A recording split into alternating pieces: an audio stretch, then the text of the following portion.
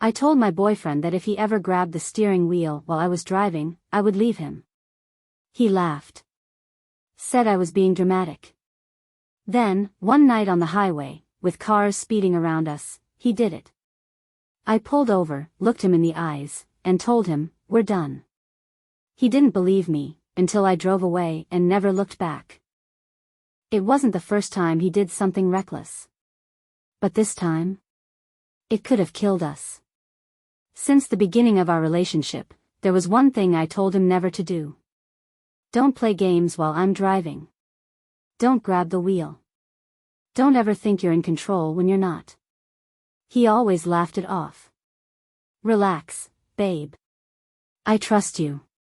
But trust wasn't the issue. The issue was that I didn't trust him. The first time, it was just a joke. We were driving down a quiet road when he suddenly reached over and yanked the wheel. The car swerved. My heart jumped into my throat. What the hell? I yelled, gripping the wheel. He just laughed. Babe, chill. I just wanted to see if you'd freak out. I pulled over. Looked him dead in the eyes. If you ever do that again, I'll leave. He held up his hands. All right. Don't be so dramatic. I should have left then. But I didn't. And that was my biggest mistake. Weeks passed. I thought he got the message. Then one night, on the highway, with cars speeding around us, he did it again. Only this time, he wasn't laughing. And neither was I. The highway was packed. Bright headlights. Fast-moving cars. And then, his hand reached for the wheel. For a second, my brain refused to believe it. He wouldn't. Not here. Not now. Then, he yanked it. The car jerked violently to the left. The tires screeched. Horns blared. I gripped the wheel with both hands, fighting to keep us in our lane. My heart pounded so hard I could barely hear. We could have spun out. We could have crashed. We could have died. And the worst part? He was smiling. I pulled over onto the shoulder, my breath coming in sharp gasps. He leaned back, stretching like nothing happened. Oh, come on, he said, rolling his eyes. I barely moved it. I turned to him. And in that moment, I wasn't afraid. I wasn't shocked. I was done. I looked him dead in the eyes. You need to get out. He scoffed. Babe, relax. Get out. His face twisted. You're seriously mad over this? No, I said, my voice calm. I'm leaving you. The smile finally dropped from his face. Because he thought this was a joke. He thought I would always forgive him. But this time, I meant it. Silence filled the car. His smirk gone. For the first time, he realized I wasn't playing his game. But instead of apologizing, he laughed. You're not serious, he said, shaking his head. I stared at him. I told you. If you ever grabbed the wheel again, I'd leave. His expression hardened. You're overreacting. But I wasn't. I was keeping my promise. He leaned closer, his voice softer now. Babe, I was just messing around.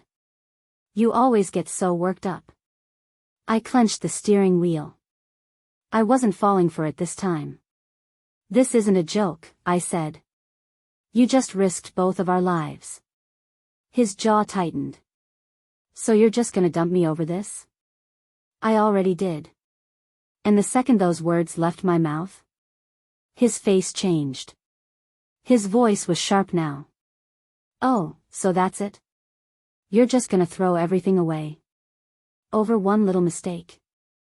I swallowed down my frustration. You don't get it, I said. It's not one mistake. It's who you are. His eyes narrowed. And then?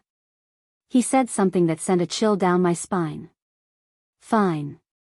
His voice was eerily calm. But just remember, no one else will put up with you like I do. A cold shiver ran through me. Because that wasn't a joke. That was control. He had always thought I would stay. That I would be too scared to leave. But this time, I hit the gas and never looked back. I drove. Didn't look in the rearview mirror. Didn't care if he was standing on the side of the road, watching me leave. Because for the first time, I wasn't scared of being alone. I was scared of what would have happened if I stayed. My phone buzzed before I even got home. First text. Sarcastic. Really? You're actually leaving me over this? Second text. Annoyed. Fine. Be dramatic. I don't care. Third text. Guilt trip. I hope you realize how much you just threw away. I put my phone down. Because I wasn't falling for it. Not this time. It didn't take long for people to start choosing sides. Some of my friends. You did the right thing. That was dangerous. He's reckless. His friends. You're overreacting. It was just a joke. And then? One message from a mutual friend made my stomach turn. You know he's telling people you're crazy, right? He wasn't just moving on. He was rewriting the story. Told people I was controlling. Said I blew things out of proportion. Made it sound like I was just some girl who freaked out over nothing. But here's the thing about the truth. It always comes out. And he was about to learn that the hard way. I ignored his texts. Ignored the calls. But the lies? Those were harder to ignore.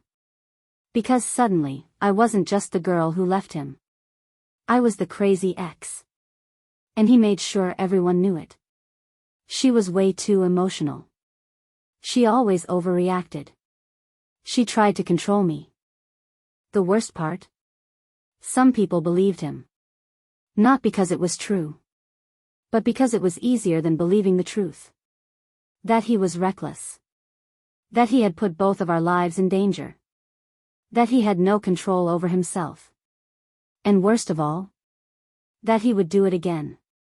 One night, a friend sent me a message. Hey. I think you should see this. Attached? A screenshot. A girl's post. Some guys think it's funny to grab the wheel while you're driving. Just know, that's not a joke. That's dangerous. My heart dropped. He was doing it again. Only this time, I wasn't the one in the passenger seat. The post spread fast. People started putting the pieces together. His new girlfriend dumped him immediately. His friends started questioning everything. The people who called me crazy, suddenly, they weren't so sure anymore. Because the truth, it always comes out. And now, he had no one left to lie to. At first, he thought he could control the story. He told everyone I was dramatic. That I had overreacted. That he was just a fun guy who liked to mess around. But when his next girlfriend called him out publicly, people started seeing the pattern. And suddenly, I wasn't the crazy ex anymore. More people came forward. One girl said he did it to her too. Another said he got angry when she didn't laugh it off. Someone else mentioned he was always reckless, never took no seriously. The same people who defended him, they weren't defending him anymore. Because now, they had proof. I got another text from a mutual friend. You were right about him. I should have listened.